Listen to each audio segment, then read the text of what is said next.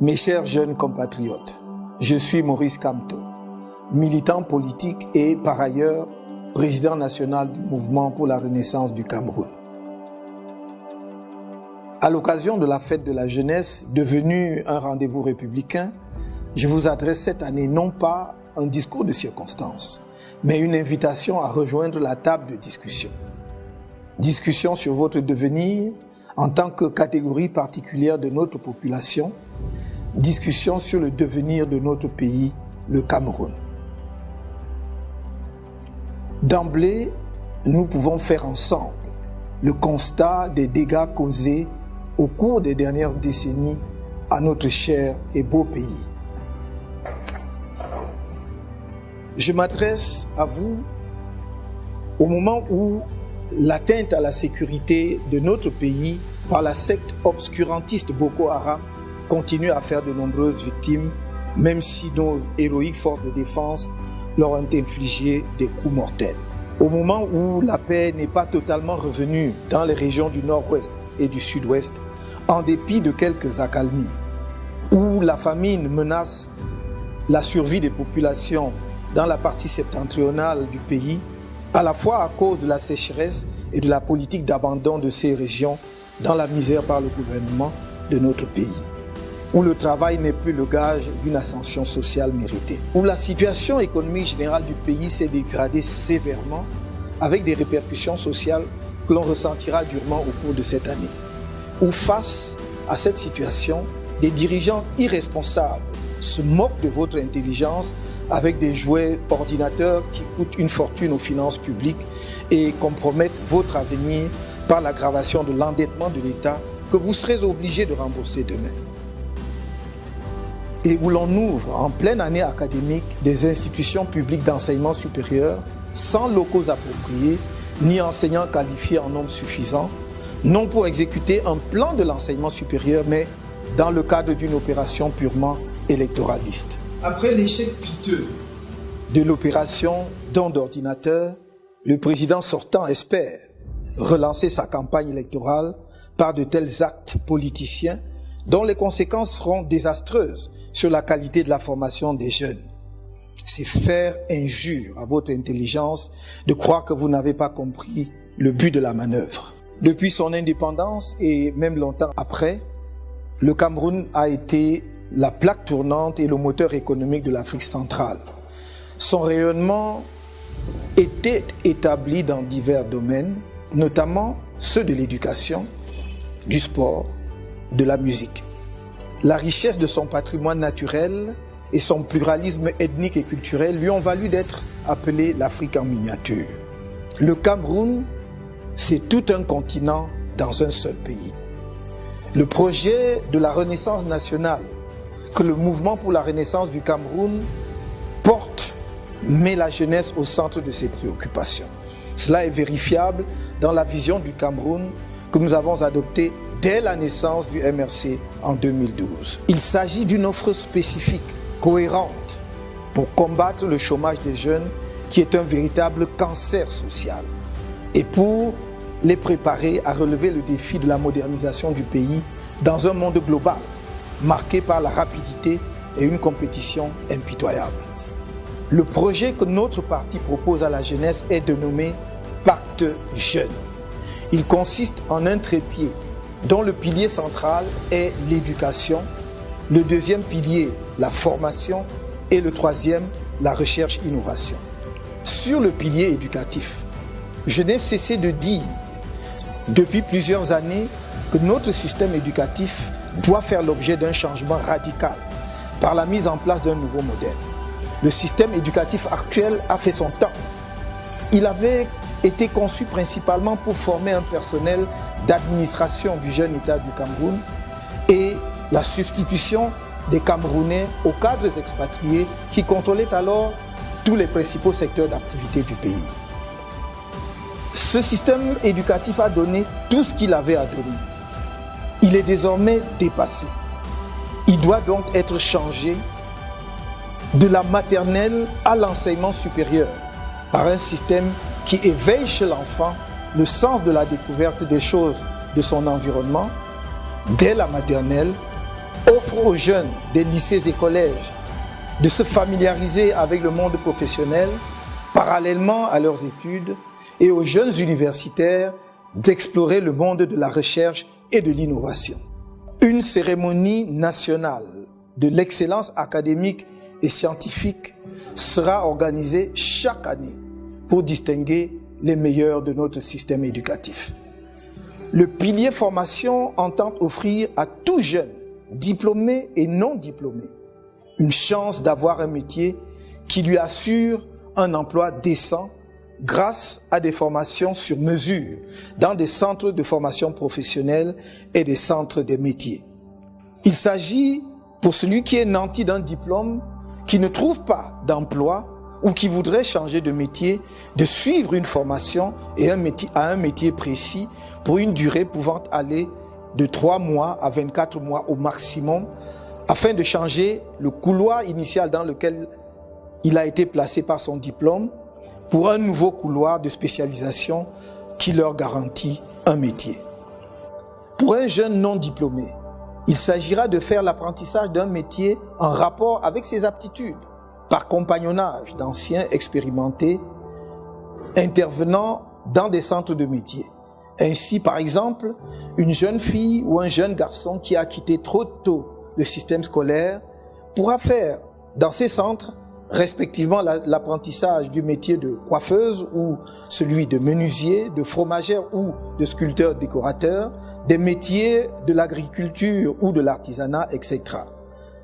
Les centres de formation professionnelle et les centres des métiers serviront ainsi de passerelle d'un couloir de formation à un autre et d'un métier à un autre. Des prix des meilleurs apprentis seront décernés annuellement. Le pilier recherche-innovation permettra aux jeunes, sortant en particulier des filières scientifiques et techniques, de bénéficier de tout l'encadrement institutionnel et financier nécessaire à la mise au point des produits de leur intelligence.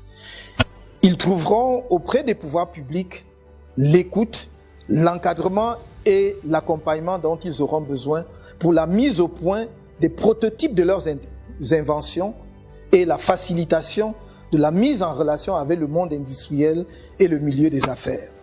Notre projet est de signer demain des conventions de projet avec chaque structure publique de recherche et de formation technique pour la mise au point d'un produit précis dans un délai déterminé.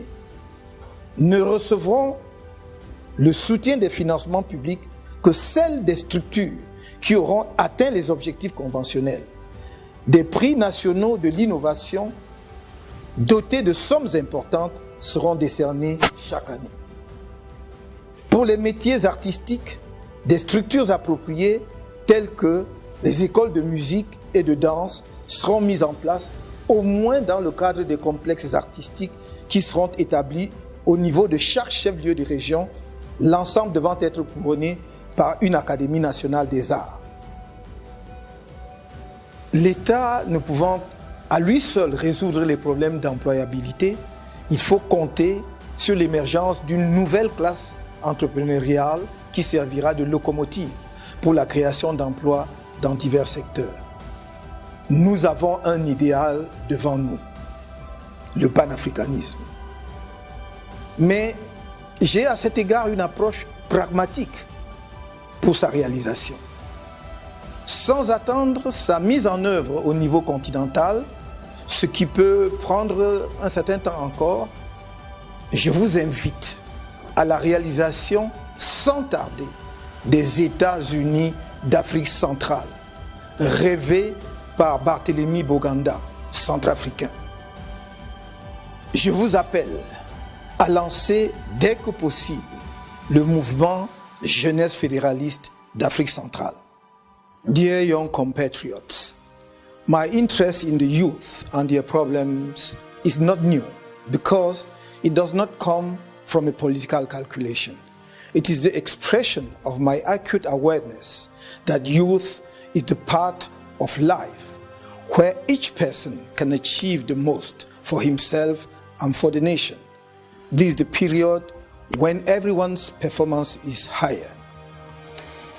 This is how our country, richly endowed by nature and history, has witnessed the development over time and at different moments of young people with exceptional talents, proud ambassadors of Cameroon in almost every field.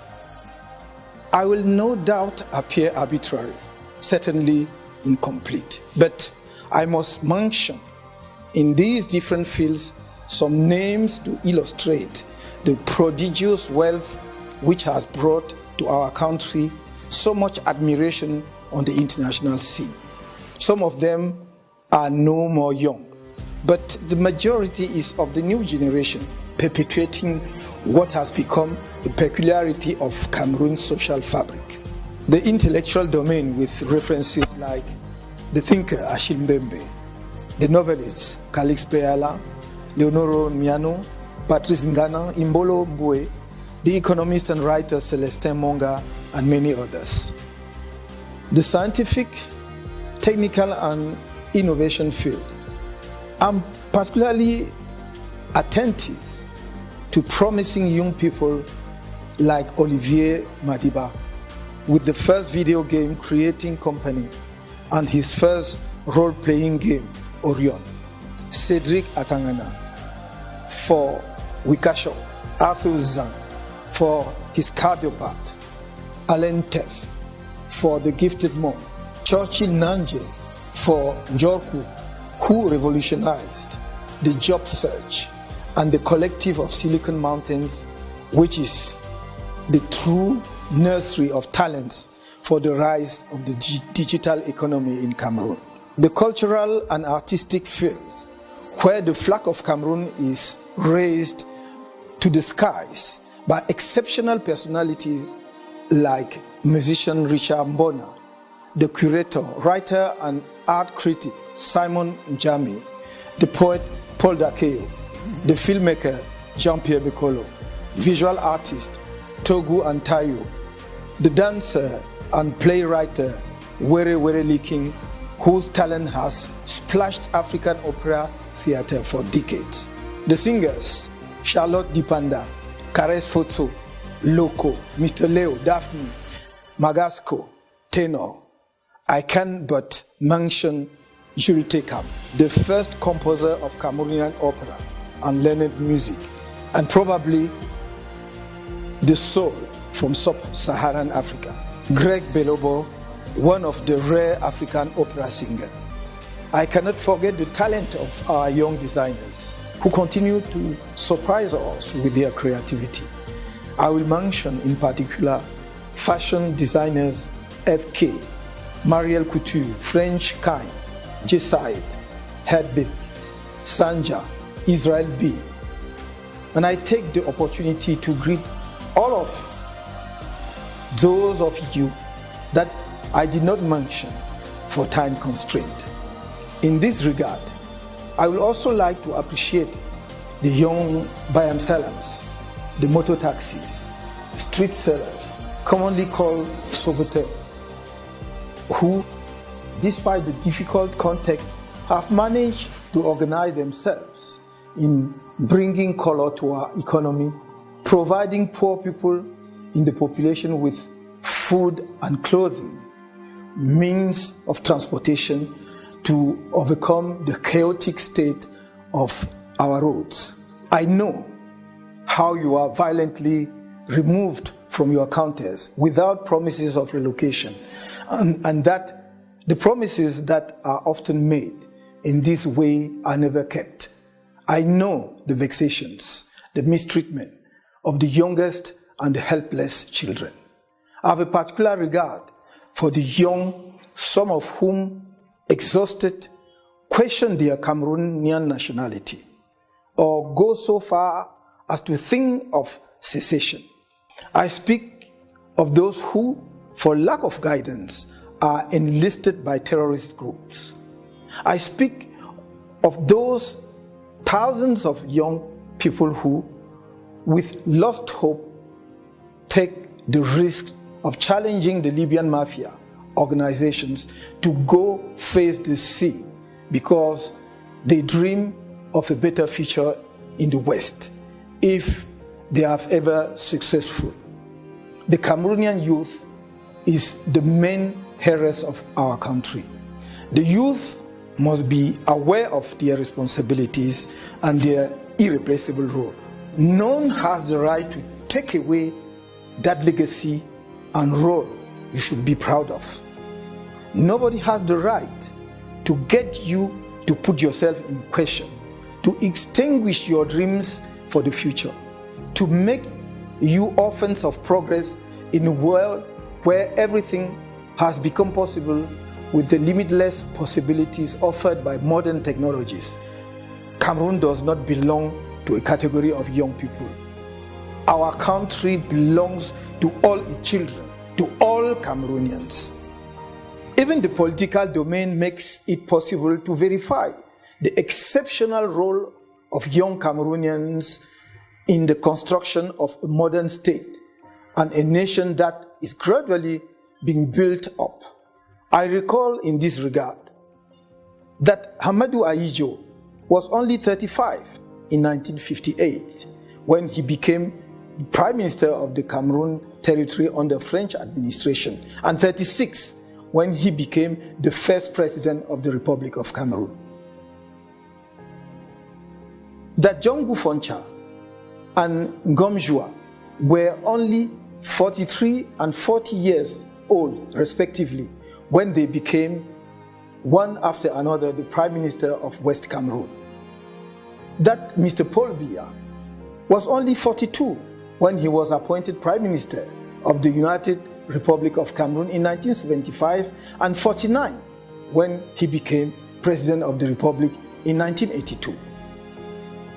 And how can I forget that the nationalists who, by rising up against colonial rule, made the independence of our country possible as of 1st January 1960, were all under 40 when they began their historical struggle. Nyobe, who became the Secretary General of UPC at 35, died assassinated at 45. Felix Roland Numie, poisoned at 35. Castor Osende Afana, murdered at 36. Ernest Wandie, who was Vice President of UPC at only 28, was executed publicly at 53 after he had gifted Cameroonian people with his youth. If I recall these unforgettable, emblematic figures, it is to tell you that you cannot allow yourself to be spectators of your lives and of your future, nor postpone your civic involvement with an indifference that would be costly tomorrow. Even if you are not a militant of a political party, even if you do not want to campaign in a political party, get involved in the citizen action of registration on the electoral list. Go and vote when the time comes, and make sure none changes your democratic choice of leaders of our country. Your future depends on it. The Youth Pact I propose to you as part of the National Renaissance Project is, I hope, attractive. But it will remain mere ideas if each one of you did not get involved as part of a new awareness of the issues and challenges that are those of today's world, and even more so tomorrow. That is your world. That is why I reiterate my invitation to talks, because the modernization of the country will have to be an expression of your aspirations and our collective choice. I only ask to listen to you. I only ask to deal with you. Dear young people from Cameroon, for a long time, you have been called the spearhead of the nation. The time has come to shape the iron so that it is not an iron with a broken tip, unable to hit its target. The country is at a crossroads. The choices to come will be decisive for the future of our country. You can trust me to lead this battle with determination. As for me, I'm counting on you. It is on this note of trust that I wish each and every one of you a happy Youth Day. Long live the youth of Cameroon. Long live Cameroon. Vive la jeunesse camerounaise. Vive le Cameroun.